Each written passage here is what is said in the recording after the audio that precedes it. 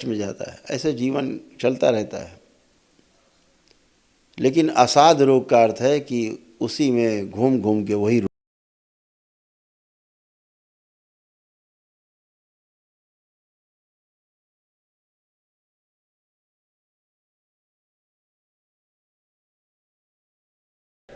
भगवान भोलेनाथ की, माता कामाख्या की, सभी संतों की, गौ माता की, बोली सच्चे दरबार की, करौली शंकर महादेव धाम की, गंगा मैया की। हर हर महादेव।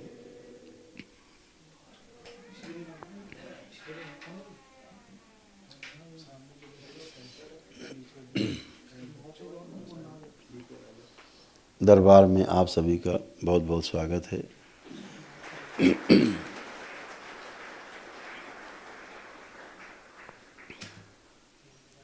आप सभी लोग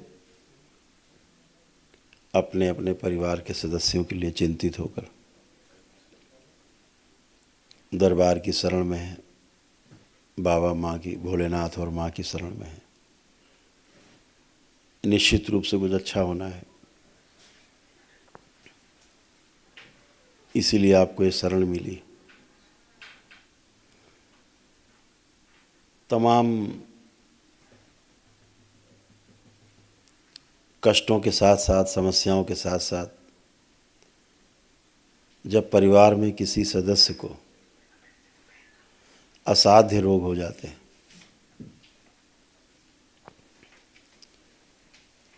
तो पूरा परिवार तिल तिल करके मरता है। असाध्य रोग तो एक को होता है, लेकिन पूरा परिवार कष्ट झेलता है, शारीरिक रूप से, मानसिक रूप से, आर्थिक रूप से, सामाजिक, पारिवारिक, तमाम प्रकार के संकट घेरते हैं। उस समय साथ देने वाला कोई होता नहीं है। बहुत अच्छे अच्छे लोग जो होते हैं वो भी किनारा कर लेते हैं। और असाध्य रोग जिसको होते हैं, असाध्य रोग का अर्थ है वह रोग जो कभी भी ठीक नहीं होता, जिससे मृत्यु तय है। बहुत सी जगह तो परिवार के लोग किनारा कर लेते हैं असहाय होकर के, नहीं क्षमता होती है तो तिल तिल करके मरते हुए अपने परिवार के सदस्यों को देखते हैं। लेकिन जब रोगी नकारात्मक असाध्य रोगों की स्मृतियां रहती हैं, पितरों की स्मृतियां रहती हैं, उन स्मृतियों के कारण जो रोग होते हैं, तो कितना भी सक्षम व्यक्ति क्यों ना हो, स्वयं बहुत बड़ा वैद्य, डॉक्टर, बहुत बड़ा वैज्ञानिक क्यों ना हो, उन असाध्य रोगों से उसकी मृत्यु तय है। बचने का उपाय नहीं है। बिना दरबार की प्रक्रिया किए, वैदिक प्रक्रिया किए, बचने के चांस नहीं रहते। तमाम रोग और कष्ट आदमी झेल लेता है, स्वस्थ होता है, फिर कष्ट में आता है, फिर स्वस्थ होता है, फिर कष्ट में जाता है। ऐसे जीवन चलता रहता है। लेकिन असाध्य रोग का अर्थ है कि उसी में घूम घूम के वही रोग, घूम घूम के वही रोग, तमाम चिकित्सा के बावजूद भी, तमाम जप तप अनुष्ठान पूजा पाठ के पश्चात भी रोग बढ़ता रहता है, कष्ट बढ़ते रहते हैं। तब दरबार ने ये निर्णय लिया कि बहुत से परिवार ऐसे हैं जिनमें क्षमता नहीं रह गई इलाज कराने की, या क्षमता है भी तो अब कोई रास्ता नहीं सूझ रहा, सब जगह से जवाब हो गया है कि अब कोई उपाय नहीं है। तो दरबार ने एक रास्ता खोला, एक शक्ति खोली, विशेष रूप से असाध्य रोगियों की जो स्मृतियां हैं उनकी असाध्य, उनके नष्टीकरण के लिए, ताकि रोग की जड़ नष्ट हो।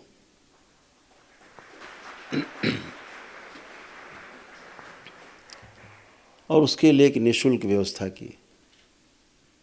कि कैंसर के जो रोगी हैं उन सबको वैदिक प्रक्रिया के द्वारा जो भी दरबार शुभकामनाएं दे सकता है, उनको स्वस्थ कर सकता है, रोगी नकारात्मक स्मृतियाँ नष्ट कर सकता है वैदिक प्रक्रिया के द्वारा।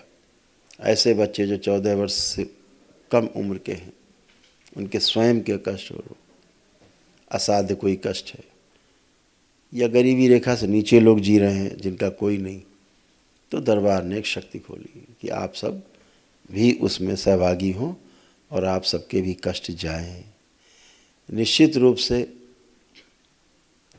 जिनकी उम्र पूरी नहीं हो रही है, यानी अभी उम्र शेष है, अकाल मृत्यु के कारण प्राण जा रहे हैं, रोग कष्ट बने हैं, प्राण निकल रहे हैं, किसी भी रूप में बचने के चांस नहीं, डॉक्टर ने भी जवाब दे दिए। आप यहाँ बैठे लोगों में से अधिकांश लोगों को डॉक्टर्स ने जवाब दे रखे हैं, या तो कह दिया इसकी कोई औषधि नहीं है, या कह दिया अब कोई औषधि इनमें काम नहीं करेगी, घर ले जाओ और मृत्यु का इंतज़ार करो, प्रतीक्षा करो। इस समय सहारा देने के लिए सबसे आगे जो आपका है वो करौली शंकर महादेव धाम का ये दरबार आपके साथ है। ये दरबार कोशिश करेगा कि आपके परिवार का सदस्य जो बहुत ही गंभीर रूप से बीमार है वह स्वस्थ हो, हर संभव कोशिश करेगा, और ये सब निःशुल्क करेगा, बिना किसी प्रकार के आपसे धनराशि लिए, सब निःशुल्क करेगा दरबार आपको।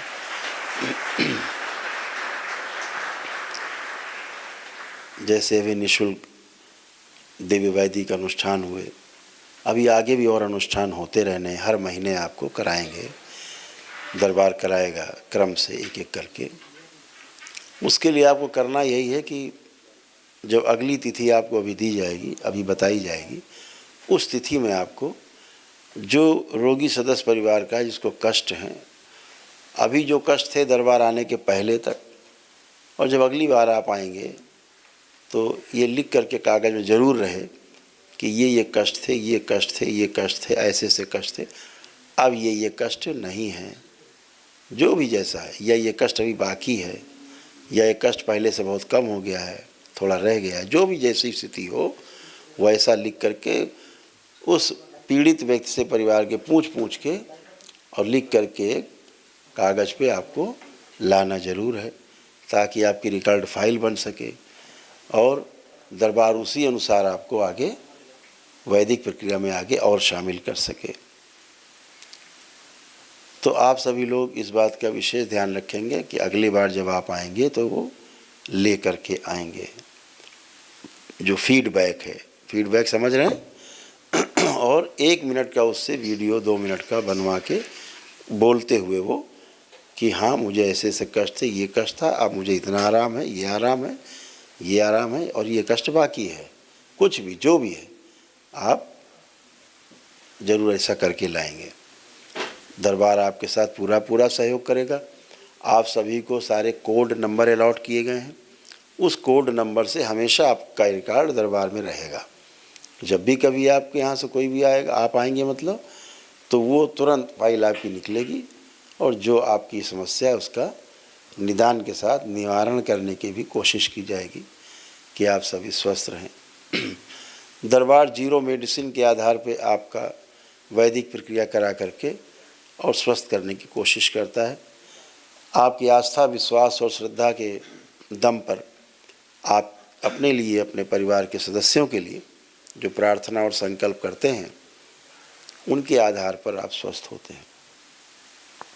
यही वैदिक प्रक्रिया है। और इस दरबार के पास लाखों लोगों का रिकॉर्ड है। जो दरबार से 20-25 लाख लोग स्वस्थ हुए हैं दरबार से। ऐसे तमाम लोग स्वस्थ हुए हैं जिनको डॉक्टर ने मना कर दिया कि नहीं साहब घर जाओ, अब कोई उपाय नहीं बचने का, अब तो घर में रखो, अब मृत्यु तय है। आज वो लोग अच्छे से जीवन जी रहे हैं। ऐसे लोग दरबार आने के बाद, जिनको कहा गया कि महीने खाने मर जाएंगे, महीने 10 दिन में मर जाएंगे, 2 महीने में मर जाएंगे, वो 3-3, 4-4 साल से जीवित हैं और स्वस्थ हैं। अपने ही प्रार्थना संकल्प से स्वस्थ हैं, वैदिक प्रक्रिया करके स्वस्थ हैं। परिवार में ज़्यादा कष्ट है तो फिर आप लोगों को अगर सक्षम है तो एक दिवसीय अनुष्ठान में जाना चाहिए, अदरवाइज एक व्यक्ति के लिए दरबार तो आपके साथ है ही, आपको लाभ पहुंचाने के लिए कि आपको लाभ पहुंचे। इस बात को हमेशा ध्यान रखें कि जो असाध्य रोगी हैं उनमें शरीर के लेवल दूषित हो जाती हैं, तो उनके शुद्धिकरण के लिए क्या करें कि हम और तेजी से स्वस्थ हों। इनमें औषधियाँ और उल्टा काम करती हैं। आदमी अपने असाध्य रोग से पीड़ा में है, कष्ट में है, यह औषधियाँ, दर्दनाशक औषधियाँ, ये जो औषधियाँ देते हैं कहते हैं एंटीबायोटिक हैं, ऐसी औषधियाँ, निद्रा देने की औषधियाँ, इनके अलावा यही औषधि है, इसके अलावा इनके पास कोई भी औषधि नहीं है। आप सभी को पता है कैंसर को ख़त्म करने के लिए आज तक कोई भी दवा नहीं बनी, उसके बाद भी आपको दवा खिलाई जाती है। नाम है असाध्य रोग कि कभी ठीक नहीं होगा, लेकिन फिर भी दवा खिलाए जा रहे हैं, कह भी रहे हैं कि इसकी कोई दवा नहीं है, फिर भी खिलाए जा रहे हैं।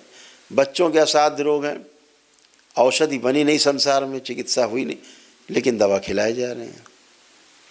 ये औषधि जब शरीर के अंदर जाती है तो केमिकल रिएक्शन करती है, और ये केमिकल रिएक्शन जब बॉडी में होता है तो फिर शरीर और रोगी होने लगता है, और कष्ट होने लगते हैं, इम्यून सिस्टम और कमज़ोर होने लगता है, और ज़्यादा कष्ट आपके बढ़ जाते हैं, क्योंकि शरीर रुग्ण होने लगता है, रक्त दूषित होने लगता है।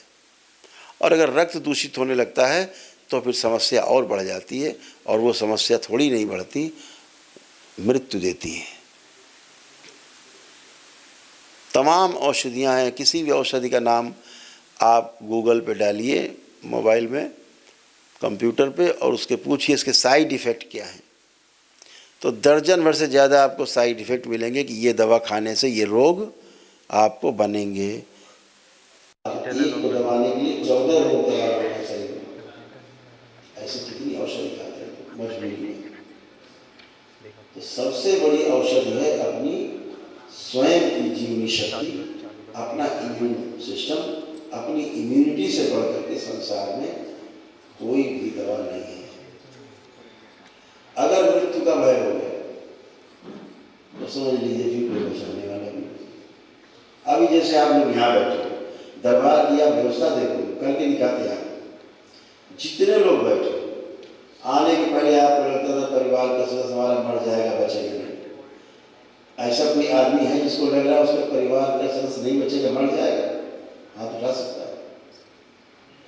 नहीं, किसी का हाथ नहीं उठा, क्योंकि मृत्यु का भय समाप्त हो चुका है। मृत्यु का भय ही मृत्यु देता है, मृत्यु का भय औषधियाँ नहीं काम कर रही है, मृत्यु का भय जीवन का अंत कर देता है। अब आप में से किसी को नहीं लग रहा है कि हमारा व्यक्ति मर जाएगा। सबके अंदर एक आत्मविश्वास पैदा हुआ वैदिक प्रक्रिया के द्वारा, ये बहुत अद्भुत है। इतना अद्भुत तो आपने कभी सोचा नहीं होगा, देखा नहीं होगा, लेकिन आज आप अनुभव कर रहे हैं कि मृत्यु का भय समाप्त हो गया। यही मृत्यु का भय मृत्यु देता है, इम्यून सिस्टम को तबाह देता है। मृत्यु का भय जीने की इच्छा को समाप्त कर देता है। आज आप मृत्यु के भय से बाहर बैठे, असाध्य रोग होने के बावजूद। ये दरबार की वैदिक प्रक्रिया का लाभ है। एक भी नकारात्मक इच्छा विचार आशा आप में नहीं है, एक भी गंदगी नहीं है। आपने जो प्रार्थना संकल्प किए दरबार में, माँ के समक्ष जाकर के किए, वो सभी प्रार्थना और संकल्प आपके पूरे हैं। सभी असाध्य रोगों की स्मृतियाँ जड़ से आपकी नष्ट हो चुकी है। आप जो शरीर में जो कष्ट, जो रोग बने हुए हैं स्थूल रूप से, भौतिक रूप से, उसके लिए कुछ चीज़ें हैं जो आपको करनी चाहिए।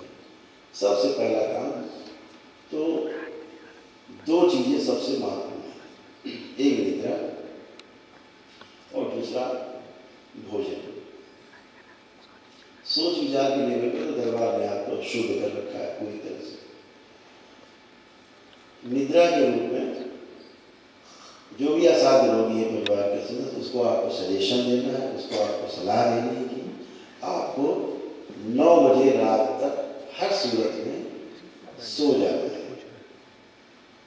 9 बजे रात में हर सूरत में खाने पीने के बाद सो जाना है। इस बात का विशेष ध्यान रखना है। 9 बजे से लेट ही जाना है, क्या हमें सोना है। जैसे ही 9 बजे आप लेटते हैं वैदिक प्रक्रिया पुनः स्टार्ट हो जाती है। और 9 बजे से 12 बजे तक की जो निद्रा आपकी है, 3 घंटे की निद्रा, ये 6 घंटे की निद्रा मानी जाती है हमारे तमाम महापुरुषों के अनुसार। यानी आप 6 घंटे सोए, और ये 3 घंटे की निद्रा में जो सबसे बड़ी बात है कि आपको स्वप्न नहीं आता है। 9 से 12 के बीच में अगर आप सोते हैं तो आपको स्वप्न नहीं आते हैं। स्वप्न भी एक प्रकार की स्मृति निर्मित करते हैं, तो आपको स्वप्न भी नहीं आते। और 2-3 बजे तक आप बिल्कुल रात में सुबह प्रातःकाल ब्रह्म मुहूर्त में आप एकदम चेतन उठें, थोड़ा सा श्वासों का व्यायाम जिसे प्राणायाम कहते हैं, थोड़ा सा कर लें, 5 मिनट 10 मिनट जो समय हो, जिस लायक हो, लेटे लेटे बैठे बैठे श्वास ही लेनी, गहरी छोड़ दी, श्वास अंदर रोकनी, थोड़ी देर फिर छोड़ दी। ये प्राणायाम, प्राणों का आयाम बढ़ाया जाए, यानी प्राण ऊर्जा अधिक से अधिक अंदर अर्जित की जाएगी। यानी जितनी ऑक्सीजन अंदर जाएगी उतनी आपकी शुद्धि होगी, क्योंकि ऑक्सीजन का काम है जलाना। किसी वस्तु को जलाने का काम ऑक्सीजन करती है। ऑक्सीजन ना हो तो आप पेट्रोल से कोई चीज़ नहीं जला सकते। तो ऑक्सीजन ही जलाती है चीज़ों को। तो जितनी ज़्यादा ऑक्सीजन वो खींच सके प्रातःकाल में, गहरी गहरी सांस लेना, रोक लेना, फिर धीरे धीरे छोड़ना, है ना। एक ब्रह्म विराट क्रिया है, अगर लेटे लेटे बैठे बैठे आदमी कर सके, वो भी कर सकता है। दरबार की पढ़ी हुई है यूट्यूब पर, दरबार के द्वारा बनाई गई ब्रह्म विराट क्रिया है, वो आप कर सकते हैं, तो वो भी आपको बहुत आनंद देगी। मंगलवार का जो, अब तो आप शनिवार का जो संकल्प है, उस संकल्प में शामिल होकर के वो शनिवार वाला संकल्प आप कर सकते हैं। परिवार का सदस्य न कर पाए तो आप उसको कर सकते हैं हाथ पकड़ के, या उसका ना हाथ पकड़ पाएँ तो उसका कपड़ा लेकर के, पहना हुआ कपड़ा हो जो उतरा हुआ हो, धुला ना हो, बस उतारने के बाद उसको गोद में रख करके उसका संकल्प कर सकते हैं, उसके लिए प्रार्थना कर सकते हैं, आप लोग कर सकते हैं। इस तरह से आप अपने परिवार के सदस्य को स्वस्थ कर सकते हैं। तो निद्रा जो है आपको बहुत गहरी अब आने वाली है। आपके परिवार के सदस्य को जो रोगी है, गहरी निद्रा ही सबसे बड़ी औषधि है, सबसे बड़ी दवा है। निद्रा आपको चार्ज कर दे। कितना भी आप काजू बादाम किशमिश और बड़ा 56 प्रकार का व्यंजन करो, लेकिन सोना तो पड़ेगा। ऊर्जा आप में रिचार्ज होते हैं आप सोने के बाद। आप चाहे कितना ताकत और चीज़ें खा लीजिए, उससे आपको ऊर्जा नहीं कि आप ना सोएं, ऐसा नहीं, सोना तो पड़ेगा। तो निद्रा गहरी चाहिए, तो गहरी निद्रा हो जाएगी। जो निद्रा नहीं आती थी, खूब गहरी निद्रा आएगी। अब माँ का चित्र अपने घर में रखो, जो बना हुआ है माता का विग्रह है, माँ महाकाली का एक फ़ोटो है, बाबा माँ की लगी हुई है, बीच में माँ की एक फ़ोटो है, माँ महाकाली की। ऐसे यहाँ से एक चित्र लेकर के अपने घर में रख करके संकल्प प्रार्थना करें, तब करें। रोज़ प्रातःकाल जो आपके घर में रोगी है उसको दर्शन कराएं, उसको प्रणाम कराएं, अपनी प्रार्थना करें कि माँ हमारा आज का दिन शुभ हो। रोज़ यही प्रार्थना करनी है कि माँ हमारा आज का दिन शुभ हो। ऐसे हर दिन शुभ होता जाएगा तो पूरा जीवन शुभ हो जाएगा। ऐसे प्रार्थना करके अपनी स्मृतियाँ हैं उनको नष्टीकरण करना है। दूसरा, एक बात ध्यान रखनी, भोजन। असाध्य रोगी अगर सूर्य अस्त हो जाए तो फिर चाहे जितनी भूख लगी हो, फिर भोजन नहीं करे। जितना भोजन करना है, जो भी करना है, सूर्य अस्त होने के 1 घंटे आधे घंटे पहले तक भोजन कर ले। इसके बाद फिर अगले दिन प्रातःकाल ही भोजन करे, और उस समय उसको बहुत कस के भूख लगेगी। आपको पता है भोजन करने का जो सबसे सही समय है वो प्रातःकाल 9 से 10 बजे के बीच में है। आयुर्वेद यही कहता है। आयुर्वेद के अनुसार जो उपवेद है हमारे वेदों का, उसके अनुसार सबसे सही समय प्रातःकाल 9 से 10 का ऐसा समय है कि आप कुछ भी खाओ भस्म हो जाएगा खा के। फिर बताया गया कि दोपहर बाद बहुत हल्का भोजन करना है। जो सुबह कर लिया खूब कस के, उसके बाद दोपहर बाद वाला भोजन हल्का करना है और रात्रि में फिर नहीं करना है। वो सबसे नहीं करना है मतलब नहीं करना है, ये एक औषधि है। तो जो दिन भर में आपके शरीर में आपने इकट्ठा किया है, रात भर में व्यवस्था कर लेता है शरीर, उसको पचा लेता है, आपके शरीर में रस धातुओं को पुष्ट करता है और आपको आपकी इम्यूनिटी को बढ़ाता है, आपकी जीवनी शक्ति को बढ़ाता है, जीने की जो शक्ति है उसको बढ़ा देता है। ये आपको करना है। ये बहुत बड़ी औषधि है कि अगर हम सूर्यास्त के पश्चात फिर जल के अलावा फिर हम कुछ भी नहीं खाएंगे, तय कर लिया कुछ नहीं खाएंगे। ये जरूर इस बात को ध्यान रखें। अंकुरित अनाज का प्रयोग करें। अनाज को जैसे चना है या मोठ है या जो भी थोड़ी मेथी वगैरह जैसे लोग कर देते हैं, अंकुरित कर देते हैं, अंकुरित किया हुआ अनाज थोड़ा सा खाने की कोशिश करें। कम पचता हो तो डाल करके उसमें कढ़ाई में और उसको ढक्कन से ढक करके हल्का सा पानी के छींटे दे करके हाफ बॉयल कर लिया तो आराम से कुचल जाएगा। वैसे ना खा सकते हो तो उसको पीस करके हल्का बॉयल करके पीस करके और उसकी रोटी बना करके उसी खिला दीजिए अंकुरित अनाज की, ये भी फ़ायदा करेगा आपको। लेकिन कच्चा खा लेना सबसे ज़्यादा फ़ायदेमंद है अंकुरित होकर के। अगर मेवा वगैरह कोई खिलाएं तो पहले भिगो करके उसको पूरा 8-10 घंटे रखें, जल में भीग जाए, अंकुरित हो जाए, फिर से हरा हो जाए तो खाना चाहिए, तभी वो आपके शरीर में लगता है। इस बात को ध्यान रखो। दूध अगर गाय का ना हो, कौन सी गाय? देशी गाय, ये जर्सी गाय नहीं, देशी गाय का दूध अगर आपके पास नहीं है तो जो कैंसर के रोगी हैं दूध की तरफ देखें नहीं। जो कैंसर के रोगी, अगर गाय का, देसी गाय का दूध नहीं है तो, अगर देसी गाय का है तो बहुत सुंदर, लेकिन उसमें भी सावधानी रखनी है। जैसे देसी गाय का दूध है, आपने उसको गर्म किया, एक बार खौला लिया, खौला के रखा है, फिर आपको मान लीजिए 2 बार पीना है तो दोबारा गर्म करके फिर खौला के नहीं पीना है। गुनगुना कर सकते हैं लेकिन खौलाना नहीं है। क्यों नहीं खौलाना है? दोबारा आपने अगर दूध को खौलाया तो वो एसिडिक हो जाएगा, शरीर में आपके गैस उत्पन्न करेगा, वायु उत्पन्न करेगा और शरीर की व्यवस्था को जो एसिडिक है उसको बढ़ा देगा। एक बार तक का दूध उबाला हुआ वो लगभग अल्कलाइन की पोजीशन में रहता है।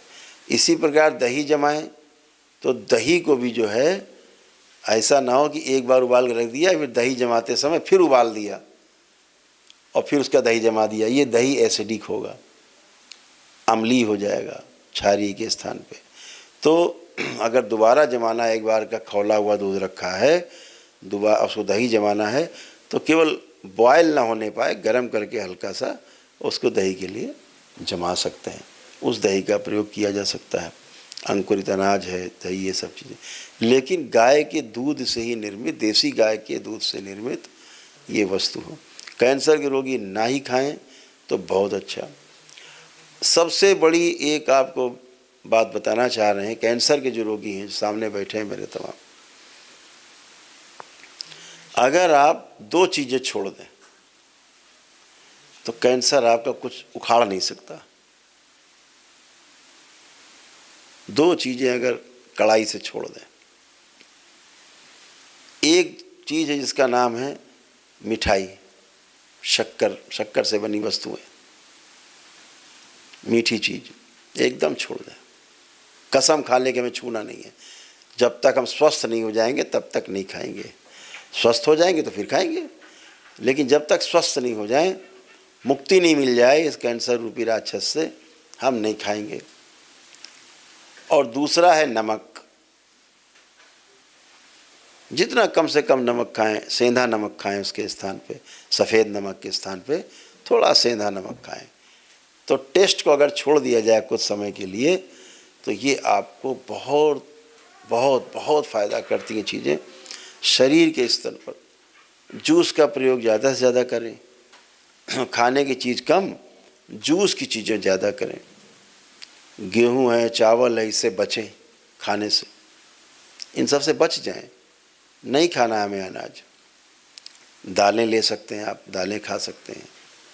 तो ऐसे चीज़ों को आप अगर अपना लेंगे जीवन में, तो सोने पे सुहागा है।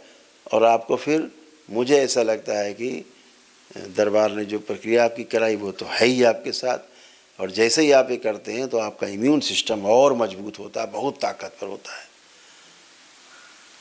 तो ये सब आप कर सकते हैं, इस बात का विशेष ध्यान रखें।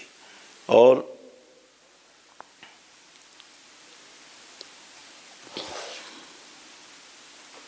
हाँ, जो सबसे अहम बात है, जितने भी असाध्य रोगी होते हैं उनके साथ एक समस्या सबसे बड़ी होती है,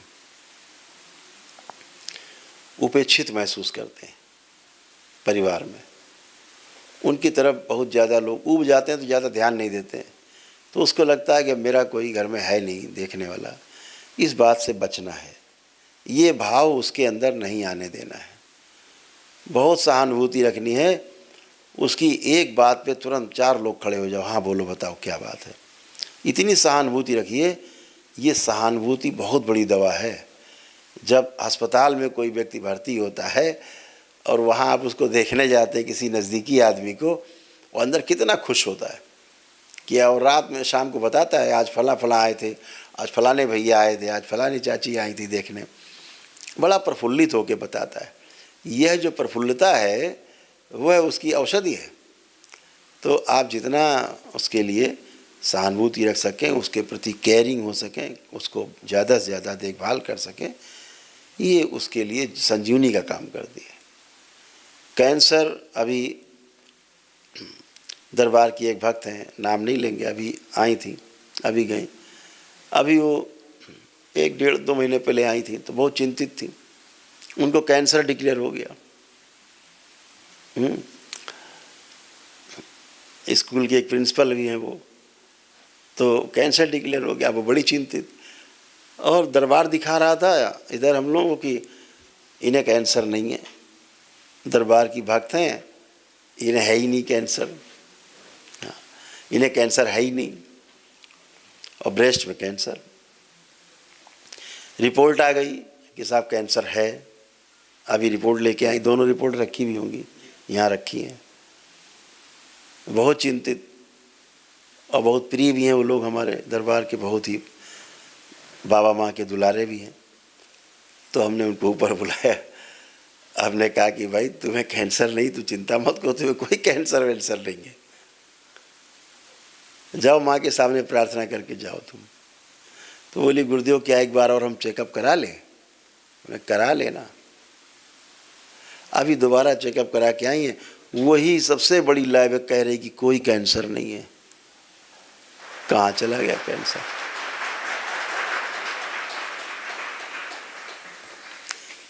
लखनऊ का जो सबसे बड़ा अस्पताल है वहाँ टेस्ट कराया कि साहब अब तो कोई कैंसर नहीं, अब कहाँ चला गया उनका कैंसर? तो ये आपकी आस्था, आपका विश्वास, आपकी श्रद्धा दरबार के प्रति इतनी अटूट है कि बाबा माँ है तो हमारा कौन क्या कर लेगा, कैंसर क्या कर लेगा हमारा। हाँ, तो ये दरबार की शक्ति है। ऐसे कोई बुजुर्ग है जिनको कैंसर उम्र पूरी करने के समय हुआ है, कि उम्र पूरी हो रही है, शरीर छूटना है, तो आपकी प्रक्रिया से एक लाभ होगा, उनका शरीर ऐसे छूटेगा शांति से जैसे बात करते करते सो गए। कोई कष्ट नहीं, किसी प्रकार का कोई कष्ट नहीं। जिसकी उम्र पूरी हो रही है कि ऐसी मृत्यु होनी थी, यही होनी थी, उसे तो सुई की नोक के बराबर भी कष्ट होने वाला नहीं है। वो प्रक्रिया दरबार ने आपको कराई है निःशुल्क। अद्भुत है ये, इतना कष्ट नहीं होने वाला है। हंसते खेलते बात करते आदमी शरीर छोड़ देगा।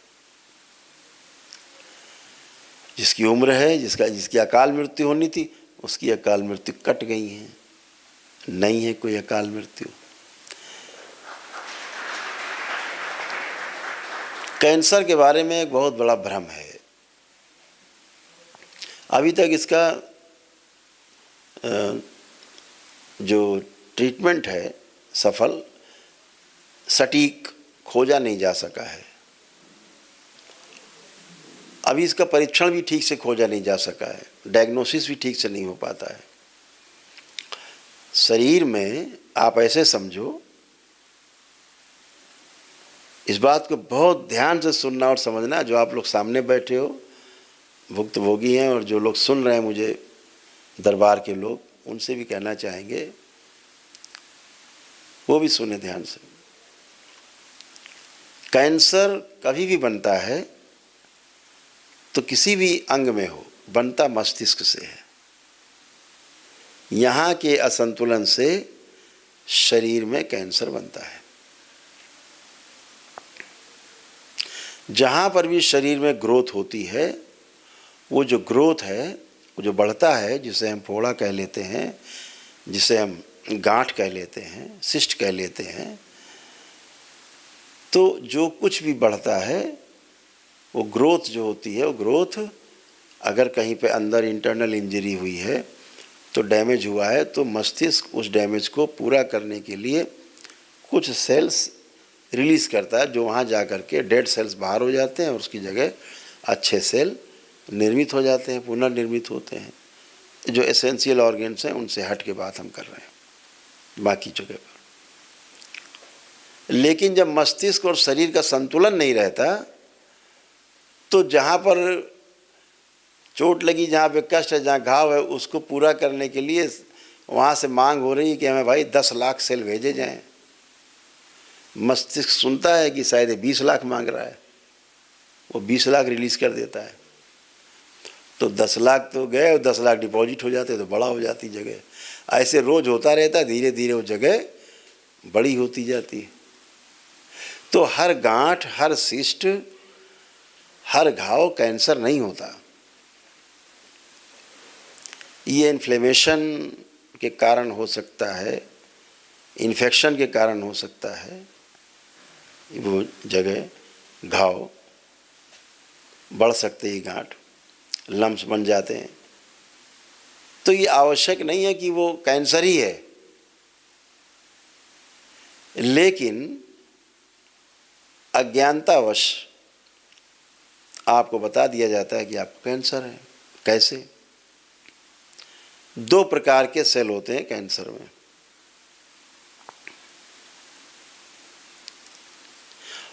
और जितने लोग यहाँ बैठे हैं, जितने लोग इस धरती पर हैं, जन्म ले चुके हैं, शरीर हैं, सबको कैंसर है।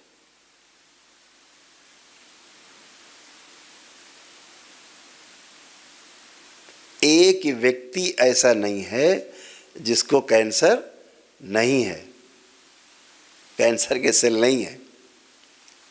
पुरुषों में ज़्यादातर प्रोस्टेट में और जो थायराइड ग्लैंड्स हैं, यहाँ पर वो सेल्स जो होते हैं वो हैं। तो वो निष्क्रिय सेल होते हैं, निष्क्रिय रहते हैं, यानी जिस अंग में वो सेल होते हैं उस अंग से बाहर नहीं जाते, पहली बात। दूसरी बात, वो सेल जो निष्क्रिय है, जिस अंग में रहता है अंदर, वहाँ पर भी उस अंग को नुकसान नहीं पहुँचाता है। प्राकृतिक रूप से एक व्यवस्था है। जैसे इस सृष्टि में उजाले के साथ अंधेरे की आवश्यकता है, ऐसे ही शरीर में भी एक व्यवस्था है। हर चीज़ की एक व्यवस्था है, कोई चीज़ बिना प्रयोजन के नहीं है, एक व्यवस्था के रूप में है। जब आप देखेंगे तो आपको रोग नहीं दिखेगा, वो हाँ, वो आपको स्वास्थ्य दिखेगा, एक वरदान के रूप में दिखेगा। तो क्या होता है, वो सेल जो निष्क्रिय रहता है, एक वो सेल, एक सेल होता है जो एग्रेसिव होता है, मतलब बहुत तेज़ी पकड़े रहता है। उसको अगर छेड़ दिया जाए तो भागता है निकल के उस अंग से और पूरे में फैलने की कोशिश करता है, बहुत तेज फैलता है। तो ऐसी कोई मशीन आज तक नहीं बनी कि आपको कोई फोड़ा हुआ है, कोई गांठ हुई है और आप बायोप्सी कराने जाओ, हैं, मेमोग्राफ कराओ, आप बायोप्सी कराओ, आप जा कर के उसको टेस्टिंग कराओ, तो क्या होगा, पेट स्कैन कराओ तो क्या निकलेगा, कैंसर। तो कैंसर सेल तो पहले से ही मौजूद है, लेकिन निष्क्रिय वाले मौजूद हैं। वो निष्क्रिय सेल के आधार पे डिक्लेयर कर देंगे कि आपको कैंसर है। और अगर आपने ये कराया एक बार दो बार, ये करा लिया बायोप्सी और ये वो सब, वो सेल अगर छेड़ दिया आपने, जो एग्रेसिव है वो तो भागेगा ही, और जो दूसरा सेल है जो निष्क्रिय रहता है वो भी एग्रेसिव हो जाएगा। क्यों? कैंसर के फोड़े का मुंह उल्टा होता है हमेशा। बायोप्सी करके उसको एक मुंह खोल देते हैं। जैसे ही उसकी प्रकृति से छेड़छाड़ की, वो फैलना शुरू होता है। इसको कोई रोक नहीं सकता। जितना आप इसको रोकने की कोशिश करेंगे उतना ही ये तेजी से फैलेगा। उसको रोकने का उपाय नहीं बनता, बहुत तेज फैलेगा। महिलाओं के ब्रेस्ट में सबसे ज़्यादा निष्क्रिय सेल होते हैं, तो अक्सर उनको गांठें बनना, किसी प्रकार की समस्या आना, हल्का फुल्का चलता रहता है, सिस्ट बनना। लेकिन इसका मतलब नहीं कि वो कैंसर ही है। इस भय से मुक्त होना है। वो निष्क्रिय सेल सब में है, ऐसा नहीं कि आप में अकेले हो गया है, सभी में है। कोई धरती पे बाकी निष्क्रिय नहीं है, लेकिन वे निष्क्रिय रूप से रहते हैं। छेड़ देने से वो सक्रिय होते हैं। जब बायोप्सी कराते हैं, पीटी स्कैन, पेट स्कैन कराते हैं आप, तो वो चीज़ें बढ़ती हैं। तो इनसे बचना है, बार बार के छेड़छाड़ से। उसको छेड़ना नहीं। अब क्या होता है, कीमो होता है, रेडिएशन होता है, ये सब छेड़छाड़ ही है। कीमो कराओ, रेडिएशन कराओ, हाँ, ये सारा सब छेड़छाड़ ही है, और उसके अलावा कुछ नहीं होता। सब छेड़छाड़ है। उसके साथ छेड़छाड़ की, वो भागेगा, बढ़ेगा। तो ईश्वर कृपा से आपको दरबार मिला, बाबा माँ का साथ मिला। ये साथ हमेशा आपके साथ है दरबार, और बाबा माँ का हमेशा साथ है। नियम पालन करते रहना, प्रार्थना संकल्प अपने करते रहना, और जैसा हमने कहा, अभी एक आपको डेट अभी बताई जाएगी, अभी आपको जाने से पहले उस डेट पर आपको जरूर आना है, अपनी प्रगति रिपोर्ट लेकर के, कागज़ पर लिख करके याददाश्त के रूप में, और एक वीडियो छोटा सा 1-2 मिनट का बनवा के यहाँ पे दरबार में मिलना है उस डेट में। फिर एक प्रक्रिया आगे वाली फिर आगे कराई जाएगी, एक स्टेज आगे आपको। तो दरबार आपके साथ है, दरबार हमेशा आपके साथ है। आप सभी स्वस्थ हों, इसके लिए दरबार पूरी तरह प्रतिबद्ध है, कटिबद्ध है कि आप सब स्वस्थ हों। दरबार हर तरह से आपके और आपके जो परिवार का रोगी सदस्य है उसको स्वस्थ करने के लिए वैदिक प्रक्रिया आपको कराएगा, और सब निःशुल्क होंगी। जितनी वैदिक प्रक्रिया होंगी, आज हुई हैं, आगे होंगी, वो सब निःशुल्क होंगी। तो जो डेट बताई जाएगी उस डेट में आपको आना है। तो आपकी जो आपका एक स्टेज आपका हो गया है, अगले स्टेज की प्रक्रिया कराई जाएगी। उस तारीख में जो नए लोग आएंगे उनको पहले स्टेज की प्रक्रिया कराई जाएगी, आपको दूसरे स्टेज की कराई जाएगी। ऐसे तीसरे महीने तीसरे स्टेज की प्रक्रिया कराई जाएगी। उसके बाद आप आनंद से अपना घर में ही प्रार्थना संकल्प करके लगे रहें। समय समय पर हम एक संकल्प ऐसा बनाएंगे जो असाध्य रोगियों के लिए केवल होगा, जिसमें आप लोग बैठ करके हमारे साथ ऑनलाइन संकल्प भी कर पाएंगे। उससे और ज़्यादा तेज़ी से आपको लाभ होने की संभावना बढ़ जाएगी। तो 25 तारीख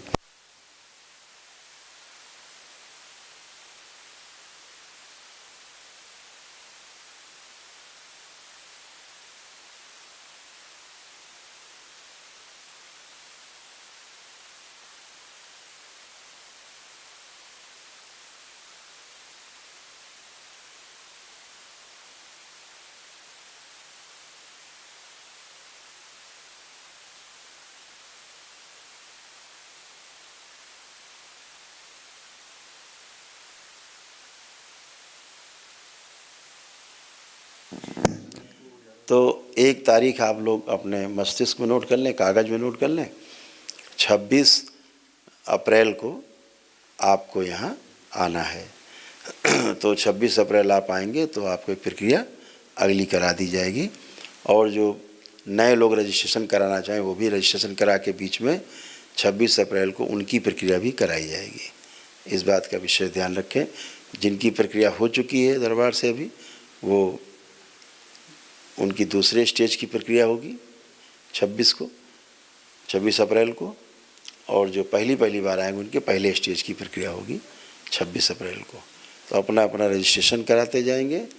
आपका सारा रिकॉर्ड सुरक्षित है ताकि आपसे संपर्क बनाए रखा जा सके, कोई दिक्कत है तो उसको दूर की जा सके। तो एक बार आप सभी लोग आंखें बंद कर लें, बाल चोटी खोल के, एक छोटा सा संकल्प है उसे कर लेना है।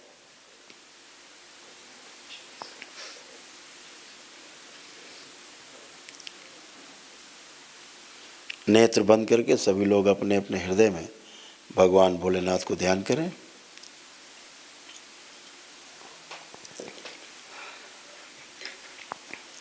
शक्ति स्वरूपा माता कामाख्या को प्रणाम करें। परम पूजनी बाबा जी को प्रणाम कर लें और गुरु माता जी को प्रणाम करें। दरबार से प्रार्थना करें, पूजनी बाबा जी आपकी कृपा से दरबार द्वारा हमें एक दिवसीय दिव्य हवन अनुष्ठान के रूप में कराया गया, और हमने माँ के अभिषेक में भी भाग लिया है। हमने यथाशक्ति अपने परिवार के सदस्य के लिए उसके असाध्य, रोगी, नकारात्मक स्मृतियों के नष्टीकरण के लिए और उसके स्वस्थ होने के लिए प्रार्थना और संकल्प किया है। यदि कोई त्रुटि रह गई हो और हम ठीक से प्रार्थना संकल्प ना कर पाए हों तो कृपा करके हमें क्षमा करते हुए हमारे संकल्प, हमारी प्रार्थना पूर्ण कराने की कृपा करें और हमें स्वस्थ रखने की कृपा करें। हम आपकी शरण में हैं और सदैव ही आपकी शरण में रहेंगे। हम पर कृपा करके हमें स्वस्थ रखने की, जीवन दान देने की कृपा करें। आपसे विनती है कि हम सदैव ही दरबार से जुड़कर प्रार्थना संकल्प करते रहेंगे और यथाशक्ति दरबार के सभी नियम पालन करेंगे और हमें स्वस्थ रहने के लिए आत्मशक्ति प्रदान करने की कृपा करें। हम सभी से मृत्यु का भय, रोगों का भय, रोग कष्टों का भय, रोग कष्टों से भय, रोग कष्टों से मृत्यु का भय, मृत्यु से भय नष्ट करने की कृपा करें।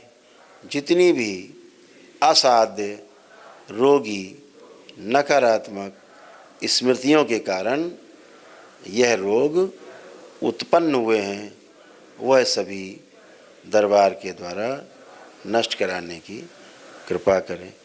हम सदैव ही आपके ऋणी रहेंगे।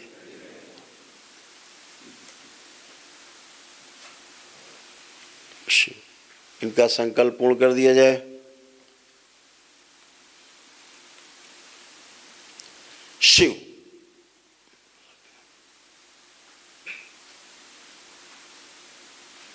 बैलेंस।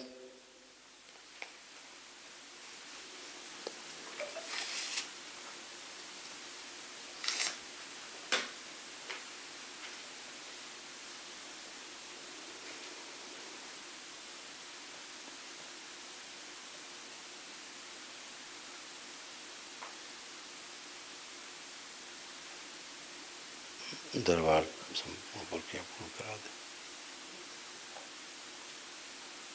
शुद्धि सभी जगह से जुड़ी हुई नाभि तोड़ दी जाए। सिर्फ जिन्होंने संकल्प करके परिवार के सदस्य के साथ स्वयं को रख करके ये दिव्य वैदिक अनुष्ठान किया है निःशुल्क, यही दो लोग रखे जाए, बाकी सब तोड़ दिए जाए। प्रहार शुद्धि 3 बार बोले ओम नमः शिवाय। बैलेंस। दोनों हथेलियां आसमान के ऊपर उठाएं। एक लंबी गहरी श्वास अंदर खींचें और ओम की ध्वनि का लंबा उच्चारण करें।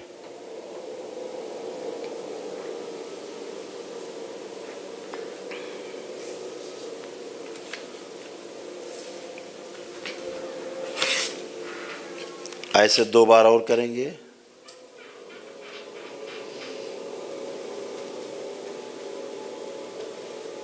नहीं होगा, बना हुआ है चक्र।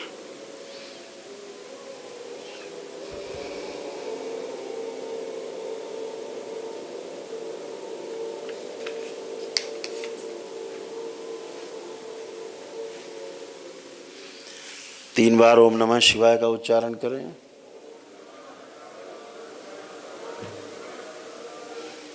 तीन बार तालियां बजाएं। हथेलियां जांघों पे रख के 3 थपकी दें। आपस में रगड़ें दोनों हथेली, अपने अपने नेत्रों पे रखें। ऐसे 3 बार करें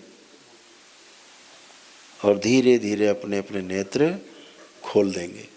अपने अपने बंधन खींच लें 3 बार ओम नमः शिवाय बोल के। जो बंधन घर ले जाएंगे वो रोगी व्यक्ति को एक बंधन कमर में बांध देंगे। ना बांध पाए तो उसको टच करके और माँ की जो फोटो रखना पूजा घर में उसके पीछे उसको रख देना। तो आप सभी को बहुत बहुत शुभकामनाएं। दरबार की ओर से बहुत आशीर्वाद कि आप सभी का संकल्प पूरा हो और आप सभी और आपके परिवार के सदस्य स्वस्थ हों। हरि हर। धन्यवाद।